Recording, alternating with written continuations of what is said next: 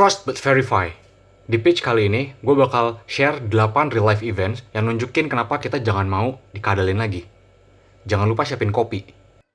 Gue akan mulai sesi ini dengan cuplikan video Tonight Show Net TV saat mereka lagi main tebak gaya. Terus gue lihat ada satu partisipan yang menurut gue salah tangkap. Oke, gampang banget ini.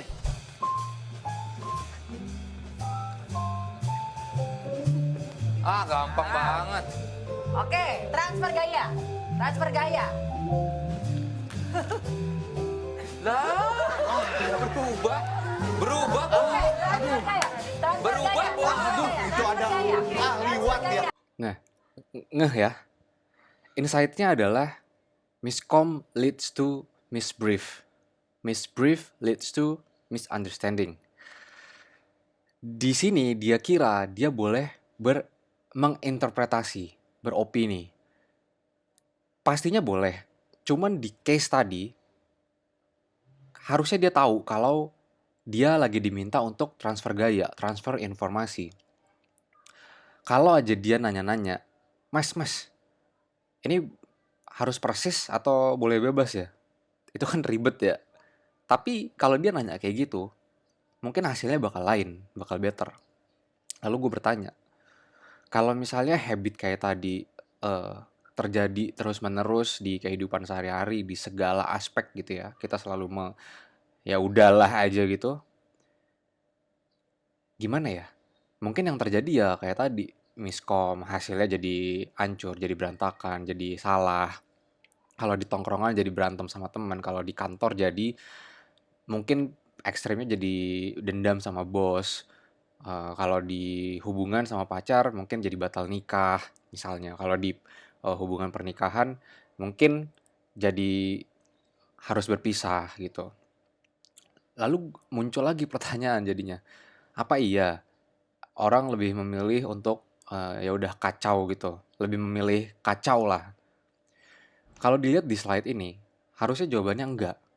Kita tahu ada perusahaan asuransi yang mereka bisa berdiri tegak di gedung yang megah di pusat ibu kota gitu. Karena mereka bisa jualan, produk-produknya itu laku. Berarti ada demand-nya, berarti banyak orang-orang yang sebenarnya pengen jaga-jaga. Jaga-jaga just in case nanti kalau dia udah tua, dia jadi punya tabungan yang udah disimpenin di asuransi. Kalau dia sakit udah ada yang siap bayarin. Kalau nanti dia punya anak dan dia harus pergi lebih dulu gitu ya, anak-anaknya belum bisa mandiri berdikari, udah ada tabungan yang disiapin di lewat asuransi itu. Tapi mungkin kita emang lupa kalau jaga-jaga ini nggak cuman di kesehatan jiwa doang. Misinformasi, miskom, komunikasi itu bukan perkara kecil. Perusahaan-perusahaan naruh requirement-nya salah satunya adalah communication skill. Itu ditaruh di hampir seluruh job description di banyak lowongan pekerjaan yang mereka buka. Ini menandakan bahwa betapa pentingnya communication skill. Karena memang benar communication skill itu bisa meminimalisir miskom project. Yang mana miskom itu jadi salah satu root cause dari berantakannya sebuah project gitu. Sama juga antar kolega itu hubungannya jadi lebih lancar. Dan di kehidupan sehari-hari pentingnya pun juga sama kayak tadi. Kayak yang udah tadi disinggung ya. Dan salah satu cara untuk meminimalisir chaos adalah trust but verify. Memverifikasi informasi yang kita dapat itu nggak cuman mempermudah hidup kita selama kita masih jadi makhluk yang namanya makhluk sosial, masih berinteraksi sama orang lain. Tapi juga mengurangi kekacauan-kekacauan yang sering kali terjadi tadi. Root cause-nya sebenarnya karena miskomunikasi, which is informasi yang nggak terdistribute dengan baik. Sebelumnya cerita sedikit, Trust but Verify ini adalah pepatah yang difamouskan oleh mantan presiden USA ini. Waktu di era dia lagi sering berdiplomasi, berdiskusi, komunikasi sama pihak Rusia, dia minta tolong sama satu penulis buku namanya Susan yang menulis buku tentang cara berpikirnya orang Rusia. Dan di situ diceritain lah bahwa orang Rusia itu suka berkomunikasi menggunakan pepatah. Dan Trust But Verify adalah salah satu pepatah yang kemudian ditranslate ke Inggris. Asalnya ini bahasa Rusia. Jadi bahasa Inggris dan dipakai oleh Ronald Reagan di banyak kesempatan ketika dia interaksi sama pihak Rusia, Gorbachev. Dan buat orang-orang yang nggak suka gampang percaya, Trust But Verify itu relevan banget. Trust must be earned. Orang lain harus nunjukin kalau mereka itu bisa dipercaya. Di sisi kitanya, kita harus bisa menggali informasi, memverifikasi bahwa apakah orang lain ini, orang tersebut bisa dipercaya. Let's say kita adalah bos, leader, manager, ada junior. Dia harus bisa nunjukin kalau dia itu bisa dikasih kepercayaan. Dia bisa dipercaya. Beres nggak tugas-tugasnya, semua yang dikerjain itu hasil jerih payahnya atau ibaratnya taking credit dari orang lain. Intinya bos nggak mau tuh bisa langsung sekedar percaya, pasti dia akan menggali informasi dulu. Nah, memverifikasi itu bisa bantu kita untuk cari tahu apakah memang dia benar-benar bisa dipercaya.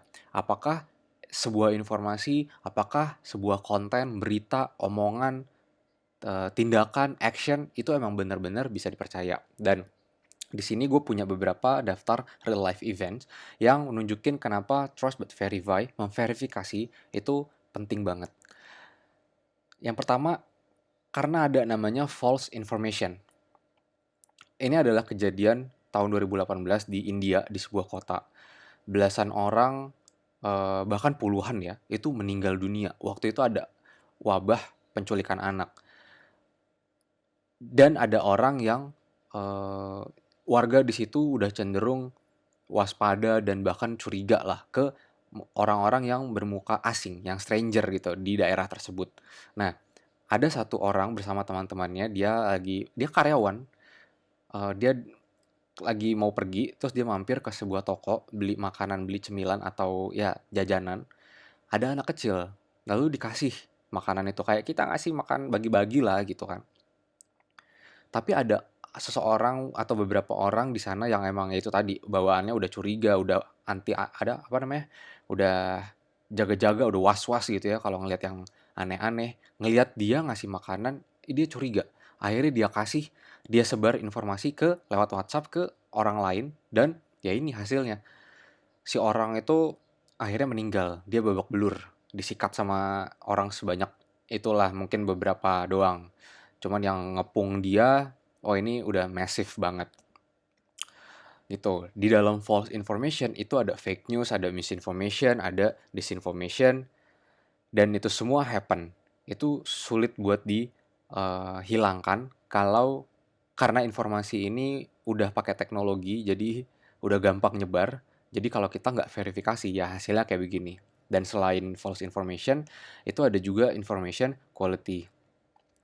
Media itu adalah badan yang bisnis modelnya sumber pendapatan utamanya adalah iklan. Supaya bisa mendapatkan iklan yang lebih banyak, crowd-nya harus lebih banyak. Supaya dapat crowd yang lebih banyak, kontennya itu harus lebih juara lagi, harus lebih menarik lagi gitu. Di sebelah kanan itu adalah contoh headline yang clickable. Karena mungkin animal itu relevan sama kita yang punya piaraan, mempelihara binatang. Dan di kanan bawah, itu ada dari Neil Patel, datanya bilang kalau misalnya headline yang mengandung kata will make you, itu tinggi banget engagementnya. Itu diakses paling tinggi, at least di Facebook waktu itu. Nah, selain information quality, ada juga event yang selama ini gue nyebutnya abused event.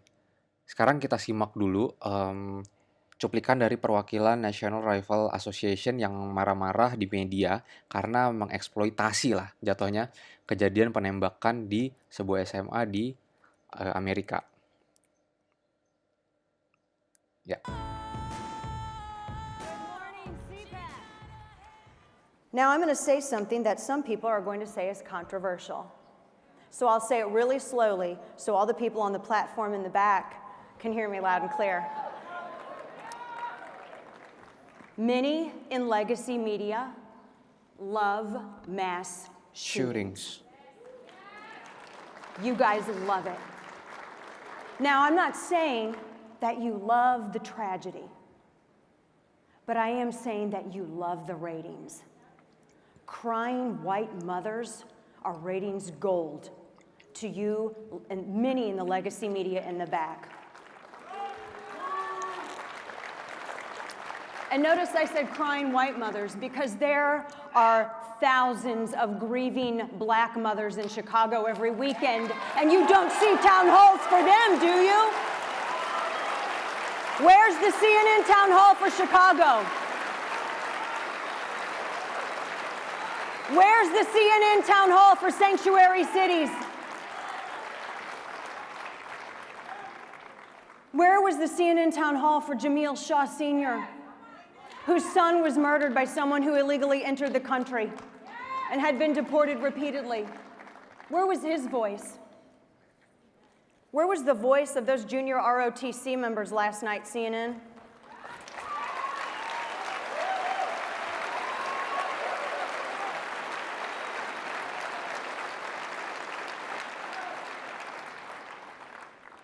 If it bleeds, it leads, doesn't it?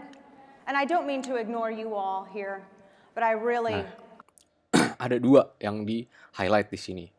Ini mau nunjukin kalau sesuatu yang sensasional, kontroversial, emosional, mengkhawatirkan, mengundang penasaran, itu jadi favorit karena making money. Rating, views, engagement, all those vanity metrics creates money. Unfortunately. Dan if it leads, it leads. Itu istilah di dunia jurnalistik yang jadi kunci dari sebuah konten. Kalau sebuah konten informasi mengandung unsur korban, penderitaan, kerugian, itu akan ada orang yang datang untuk cari info itu. Dan orang itu akan bantu media untuk dapetin advertiser. Jadi nggak nutup kemungkinan kalau media akan mengeksploitasi kayak yang tadi. Kenapa dia marah itu? Karena media itu terus-menerus mengeksploitasi si event tersebut, gitu. Karena mungkin si editor in chief-nya juga kalah kali ya sama divisi bisnis yang orientasinya adalah making money. Nah, yang nggak punya etika jurnalistik. Tapi di sini mengundang penasaran itu bukan cuma tentang kerugian, korban, atau informasi-informasi yang bleeding gitu ya, tapi semua yang bersifat drama, termasuk konten-konten publik yang dari public figure yang nggak bisa dipungkiri itu tuh menarik perhatian. Kita dengerin satu lagi cuplikan dari wawancara seseorang yang bekerja, salah satu pekerjaannya adalah membuat rekayasa cerita. Nih. Oh, oke. Biasanya ada pekerjaan tambahan lainnya, yaitu salah satunya adalah meng-create ide-ide cerita kan. Bagaimana sih untuk membuat informasi mengenai selebritis itu lebih menarik untuk pemirsa gitu. Akhirnya kita berpikiran gimana sih untuk meng-create si artis ini supaya lebih menarik nih ketika kita tayangin ke TV gitu. Nah, akhirnya ide-ide itu akhirnya kita buat, kita susun, dan akhirnya kita tawarkan lah nih ke artis-artis yang membutuhkan, artis yang membutuhkan pemberitaan. Ada aktor acting di film, layar kaca, di media atau di screen kita gitu ya, kita tonton, kita tahu kalau itu acting. Mereka main film, mereka main adegan gitu. Tapi ada juga ternyata acting di dunia nyata, terus kita nggak tahu kalau itu adalah acting. Nah, terlepas dari public figure siapa, ngelakuin apa, pejabat, artis, pengusaha, ada fakta bahwa ada loh ternyata bisnis untuk membuat rekayasa cerita yang mana cerita tersebut didistribusi oleh media sehingga kita sebagai publik kena tipu karena kita kira itu benar. Kita perceive itu sebagai truth. Padahal enggak, padahal itu adalah panggung sandiwara aja dan ini bukan TV. Dan maksud saya ini bukan film. Dan ini bukan film. Mungkin mereka yang membuat rekayasa cerita lagi ketawa-ketawa ngetawain kita yang ribut-ribut di komen, padahal kita kena tipu sama panggung sandiwaranya mereka. Kenapa public figure ngelakuin itu? Simpel banget, karena mereka harus bersifat publik. Namanya public figure, pasti mereka akan bersifat publik, dan mereka perlu disorot. Karena sebagai public figure, mereka disorot, itu akan attract attention dari para media untuk ngeliput mereka, dan akhirnya mereka akan terpublish di media, dan datanglah brand untuk beriklan. Itu lagi-lagi attention. Dan kata Ricky Bevington di TED Talks-nya, dia bilang kita emang lagi ada di era attention economy. Dia adalah senior journalist yang keluar dari medianya pada saat itu, resign, karena dia nggak mau lagi memproduksi konten-konten bombastis pembodohan gitulah. Kalau yang di kanan atas ini, dia adalah design ethicist dari mantan Google. Dia resign dan akhirnya dia bikin perusahaan sendiri yang fokusnya adalah ningkatin awareness orang-orang terhadap attention gitu. Dan di situ dia bilang kalau smartphone itu didesain bukan untuk ngebantu kita tapi untuk ngehook kita. Kalau living in the attention economy, meaning atensi kita adalah komoditasnya. Ketika semua pindah ke virtual, ke satu screen, berarti semua itu berebut untuk muncul di screen kita. Disitulah mereka berebut attention kita. Siapa yang bisa nge-grab attention kita, ya dialah yang bisa jualan ibaratnya, yang bisa didengar gitu. Jadi konten-konten informasi yang di-spread di era informasi, di era attention economy ini, ya udah bukan jaminan kualitas lagi, tapi goalnya adalah gimana cara nge-grab attention kita. Dan ini nggak cuma terjadi di TV bahkan, tapi justru malah di internet sebenarnya, di sosial media, termasuk di e-commerce. Berikutnya adalah narrow perspective. Lo pasti pernah ketemu orang bilang, harus open mind dong gitu, tapi ketika ada orang lain yang bilang ke dia sesuatu hal yang beda, yang nggak sesuai sama sudut pandang dia, terus dia tolak, dia reject, dia nggak mau dengar, atau dia bilang orang itu salah, dia lagi nggak open mind namanya. Itu dia lagi closed mind. Nah gini, kita kenal namanya algoritma. Dan di kanan ini adalah konten-konten yang di-provide oleh Instagram ke section explore di Instagram pribadi gue. Ini adalah hasil dari algoritmanya Instagram mempelajari interaksi gue selama di Instagram. Yang muncul adalah di kanan atas itu ada desain, di kirinya biru ada tentang mungkin branding marketing. Terus di bawahnya nggak tahu itu ada berita apa, bawahnya ada berita tentang uang 1.000, jadi Rp1, di bawahnya ada komik, kanannya ada desain website, di atasnya ada arsitektur, rumah, interior, sebelah kanannya ada UI UX, bawahnya nggak tahu itu apa. Itu bagus, karena ya jujur itu sesuai lah sama apa yang gue cari, yang sesuai sama minat gue gitu ya, yang selama ini gue selalu interact. Tapi lama-lama gue find out bahwa ini relevan, tapi kok gue jadi cuman di provide-nya ini aja ya? Kok jadi terlalu spesifik ya? Kok gue cuma tahu ini doang, nggak tahu yang lain ya? Ibaratnya gue nggak pernah tahu tuh kalau misalnya kita bisa lagi ada konten yang penting, akhirnya gue jadi nggak pernah nemu karena nggak pernah ketemu di explore, nggak pernah diliatin. Akhirnya gue harus cari sendiri supaya gue bisa keluar dari trap algoritma ini, supaya gue nggak jadi orang yang niche gitu. Nah, dan di sini kita memang dilatih untuk niche down our horizon lewat si algoritma ini. Karena ada kepentingan mereka perlu serve iklan yang hyper relevant gitu. Sama kayak di e-commerce ketika kita dapat rekomendasi produk ini mungkin juga Anda akan suka misalnya gitu. Produk-produk yang similar sama produk yang sebelumnya udah kita beli. Jadi kita dilatih point of view kita untuk jadi lebih niche, jadi lebih spesifik, jadi lebih sempit. Kita bilang kita makin open mind, tapi di sisi lain sebenarnya juga kita makin close mind. Karena kita makin narrow down.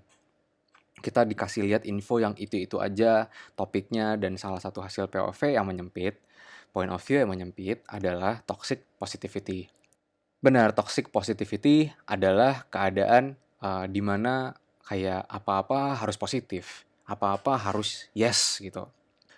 Orang kesel dibilang baper, orang demo dibilang kampung, orang kritis dibilang curigaan, orang nanya dibilang ribet. Lewat teknologi sosial media di attention economy ini, kita makin terbiasa untuk membuka pikiran, tapi membuka pikiran di topik yang udah disediain oleh mereka, gitu.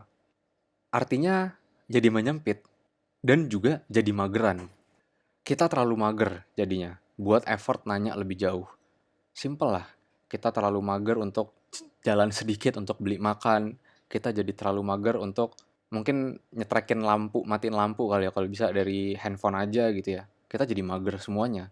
Sama kayak cari informasi, kita lama-lama makin mager untuk cari informasi, dan itu udah terbukti dari banyaknya hoax yang gampang banget beredar, misinformasi, disinformasi yang gampang banget beredar, karena semua udah serba dibiasain, serba instan. Dan kedepannya kita demand yang ada, demand yang kita create pun adalah sesuatu yang instan juga gitu. Ini sebenarnya penyakit utama dari chaosnya informasi. Nggak mau effort, nggak mau keluar effort lebih banyak gitu, karena udah terbiasa, karena makin terbiasa. Padahal apa yang orang lakuin di tanggal 1 April? Bohong, ngerjain orang. Apa yang kita lakuin sebagai orang lainnya lagi gitu? Nggak percaya, cari tahu, cari kebenaran gitu ya. Kita nggak mudah percaya. Tapi gimana dengan hari-hari lain di luar ini? Kita nggak tahu orang lain bohong atau enggak. Kita nggak tahu orang lain niatnya apa, mau bercanda atau enggak. Tapi yang kita lakuin adalah percaya-percaya aja, positif-positif aja gitu. Padahal tadi udah banyak korban-korban yang kena gitu. Nah, persis kayak apa yang kita lakuin di 1 April, salah satu solusi untuk kekacauan informasi, kekeosan dunia informasi ini adalah bukan teknologi, tapi otak kita sendiri. Bertanya, ask questions, trust but verify. Tanya hal-hal yang kita nggak tahu, yang kita belum paham banget. Tanya hal yang masih ambigu, yang belum clear, yang kita belum jelas kenapa ini harus dilakuin. Kenapa lo ngelakuin ini? Emang nggak ada cara lain gitu. Untuk simpelnya, untuk meminimalisir resiko sebenarnya. Tanya juga apa yang belum diucapin, belum dijelasin, belum diinfoin. Tanya apa lagi yang perlu lo tahu. Bukan cuma sekedar apa yang dikasih tahu ditelan mentah-mentah. Kita nggak harus nanya di setiap momen, tiap detik, tiap tempat juga. Tapi kita harus tahu apa, kapan, dan di mana harus nanya gitu.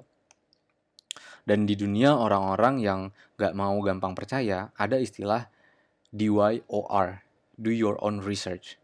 Di sini nggak serta-merta kita harus jadi researcher dengan berbagai metodenya untuk research, dan nggak juga harus menggunakan literal microscope untuk ngezoom sesuatu, tapi kita bisa pakai otak kita untuk nanya, untuk cari tahu informasi lebih dalam lagi, lebih jauh lagi. Seberapa jauh itu tinggal kita yang tahu balance-nya. Harus seberapa jauh, kapan, di mana gitu. Tentang apa. Jadi dari 8 real life events tadi, harusnya itu ngebangunin kita untuk gak lagi gampang percaya sama informasi, untuk bisa hati-hati sama informasi. Kita nggak perlu jadi bastard yang terus-menerus nanya gitu ya. Kita boleh percaya, bagus, tapi jangan blindly. Trust but verify. Ask the right questions in the right time, in the right place. Thank you. Itu tadi secuil informasi yang mungkin bisa kasih pandangan baru buat kita semua. Semoga semua tetap sehat, rezeki tetap nomplok, dan berkurang pembodohan di bumi ini. Mau di like atau mau diapain videonya terserah. Kalau ada yang perlu diklarifikasi silakan komen. Kita diskusi dan sama-sama belajar. Oke? Thank you.